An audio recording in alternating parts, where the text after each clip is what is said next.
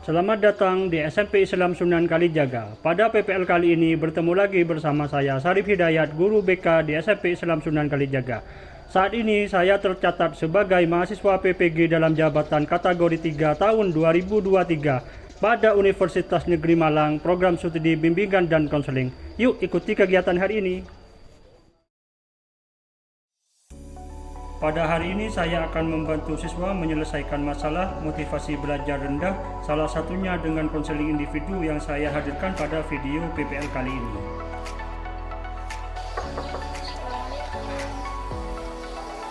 Waalaikumsalam. Pak pesan. Gol dari depan yang enak.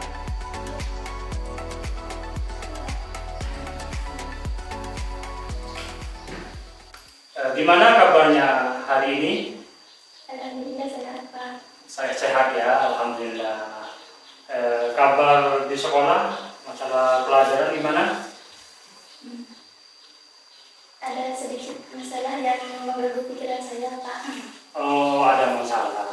Jadi Pak Im datang ke sini ini atas inisiatif sendiri atau ada disuruh sama orang lain? Dari saya sendiri Pak. Oh, dari Pak Im sendiri. Jadi Pak Im ke sini atas kesukarelaan Pak Im sendiri untuk melakukan mengikuti bimbingan konseling individu. Terus pernah Pak Im sebelumnya mengikuti bimbingan konseling individu? Belum pernah Pak. Belum pernah sama sekali. Baik, sebelum kita lanjutkan ke proses konseling, ada beberapa tahapan yang perlu saya sampaikan. Yang pertama terkait dengan pemberian konseling sendiri, di mana pemberian konseling sendiri artinya pemberian solusi permasalahan yang dihadapi Mbak Im selaku klien dan saya selaku konselor. Nah, oleh sebab itu, makanya di sini nanti semua keputusan yang mengambil itu Mbak Im sendiri. Baik, kita lanjutkan ya. Untuk bimbingan konseling ini ada beberapa tahapan. Yang pertama ada tahapan kesukarelaan. Tadi Mbak Im bertanya barusan berangkat dari rumah ke sekolah hanya menemui saya. Ini tidak ada paksaan dari siapapun, termasuk dari teman. Berarti ini sudah masuk di asas kesukarelaan. Jadi Mbak Im datang ke sekolah, datang ke ruang BK sendiri, berarti tidak ada paksaan dari siapapun. Yang kedua, di sini asas keterbukaan. Jadi Mbak Im diminta untuk terbuka apa aja permasalahan yang ada yang dihadapi oleh Mbak Im sendiri. Nanti kita cari solusinya bareng-bareng. Tapi semua keputusan nanti Mbak Im yang memutuskan. Saya cuma memberi solusi, memberi masukan dan memberi motivasi. Yang ketiga di sini asas kerahasiaan. Jadi Mbak Im itu tidak usah takut untuk menceritakan hal-hal apa saja yang perlu Mbak Im ceritakan. Dan insya Allah ini tidak akan keluar ke orang lain atau ke teman-teman yang lain. Artinya di sini konseling menjaga asas kerahasiaan. Oke, paham Mbak Im? Paham Pak. Oke, paham. Sebelum ke tahap ini kita sepakati ya, untuk layanan konseling individu kita batasi selama 40 menit atau 1 jam mata pelajaran. Setuju? Ya, alhamdulillah. Jadi Pak Im sudah setuju dan tahu mengenai konseling individu dan asal-asalnya sudah tahu. Jadi nanti permasalahan sampai tinggal cerita apa saja permasalahannya, terus yang dihadapi. Ini Pak Im, cerita permasalahan yang dihadapi Pak Im mulai dari kegiatan di sekolah, di rumah dan sebagainya, sehingga yang disampaikan tadi Mbak Im mengalami motivasi belajarnya. Monggo diceritakan Mbak Im. Sebenarnya saya memiliki motivasi belajar yang sangat rendah sehingga nilai sehingga nilai ujian minggu-minggu kemarin saya mendapatkan nilai yang kurang memuaskan daripada teman-teman yang lain, Pak. Oke. Faktor penyebabnya apa, Pak Im? Kok bisa dalam minggu-minggu ini motivasinya turun? Kenapa? Karena ada beberapa mata pelajaran yang saya kurang paham dan gurunya itu hanya memberi materi saja, tidak memberi arahan dan motivasi bagi saya. Guru tersebut hanya memberi tugas, setelah memberi tugas selesai. Oh iya, iya. Jadi Mbak Im kesimpulannya males ya mau mengikuti mata pelajaran tersebut atau ketemu guru tersebut.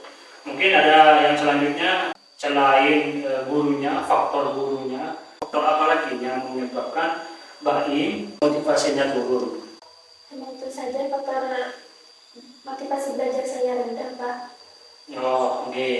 Jadi Mbak Im di sini kita cari cara bareng-bareng untuk menyelesaikan masalah ini. Nah, contoh, saya ngasih solusi ke Mbak Im. Contoh, Mbak Im ditambah semangatnya. Nah, dengan semangat yang tinggi, dengan motivasi yang tinggi, insya Allah akan menghasilkan energi positif. Yang kedua, Mbak Im cari beberapa sumber, di mana sumber mata pelajaran tersebut bisa dicari di dalam internet. Contoh, kita buka Google, kita buka majalah, kita bisa lihat informasi di TV.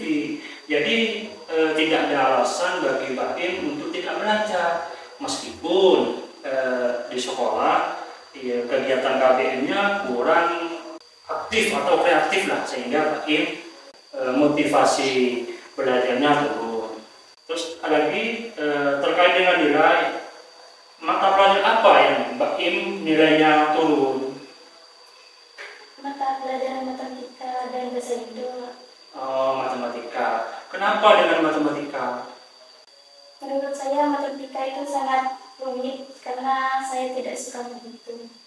Oh, berarti nanti di sini kita perbaiki Mbak Im dalam kesukaan ke mata pelajaran matematika.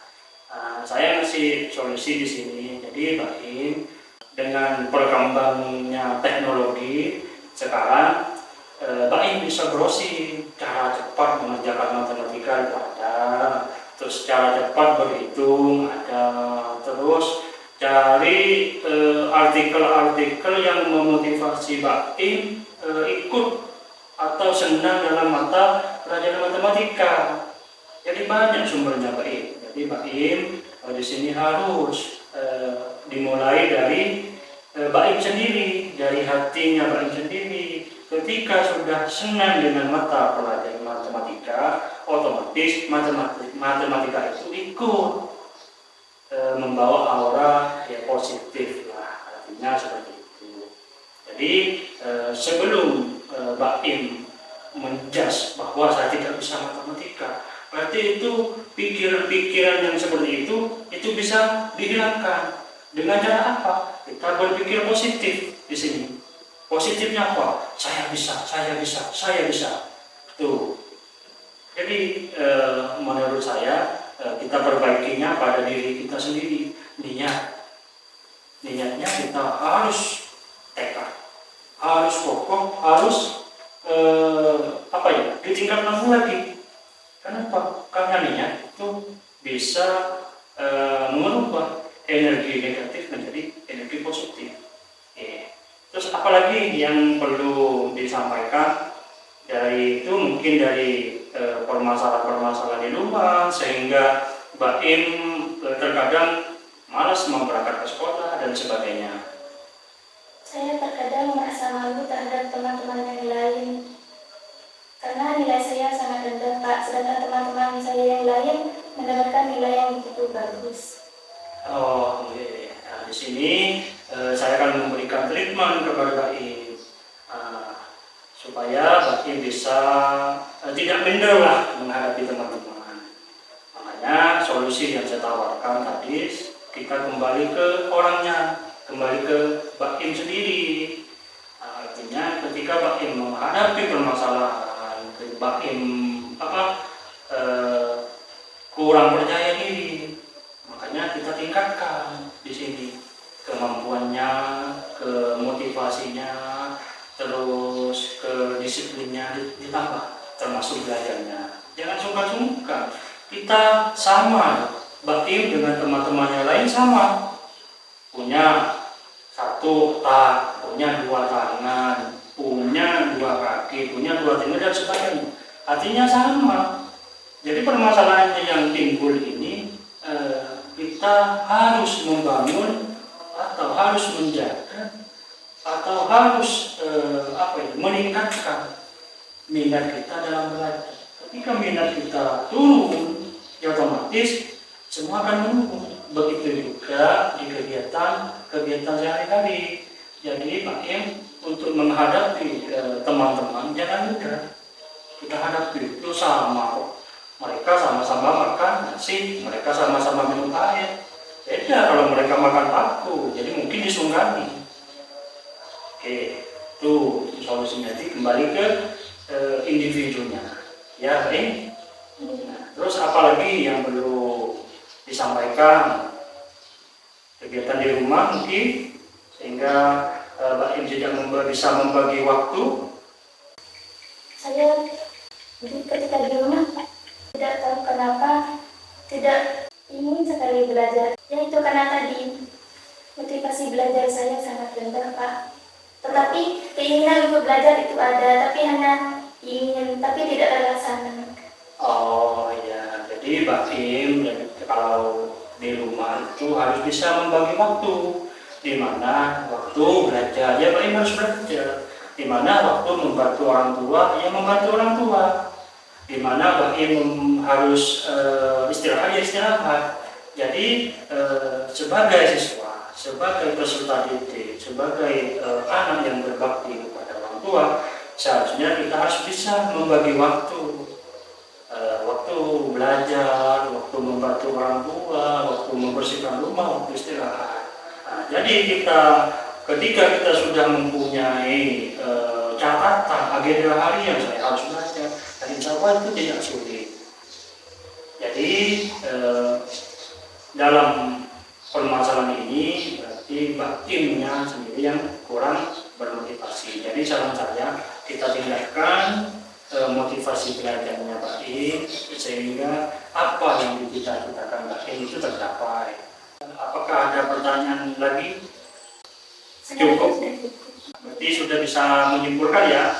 Artinya kita motivasi belajar itu kita kembali ke diri kita sendiri, bahwa dengan meningkatkan percaya diri, rasa percaya diri kita, meningkatkan semangat belajar kita, meningkatkan pengetahuan kita, menambah semangat mencari ilmu di mana-mana, melewati internet, melewati multimedia, melewati artikel, itu bisa. Jadi tidak ada alasan untuk Mbak Im tidak belajar, karena dalam agama Islam itu belajar sampai akhir hayat. Oke, baik. Ada yang tanyakan lagi? Oh, sudah. Saya kasih lembar kerja peserta didik ya. Nah, nanti Pak Im di sini mengisi lembar peserta didik, di mana di sini disuruh buat rencana solusi untuk mengatasi motivasi belajar. Nah, tuliskan nanti di sini. Setelah itu nanti kita kumpulkan ke saya. Ya, ini untuk catatan saya. Terus yang selanjutnya di sini Mbak Im diminta untuk mengisi lembar evaluasi hasil, di mana hasil yang diharapkan nanti Mbak Im itu setelah mengikuti layanan coaching ini motivasi belajarnya semakin bertambah. Ya. Baik, ada yang ditanyakan lagi? Sudah cukup? Terima kasih atas waktunya. Saya merasa lebih lega dan tidak terbebani lagi ketika saya bercerita kepada Bapak. Ya, sudah. Kalau sudah, saya akhiri. Silakan Mbak Im kembali ke kelas.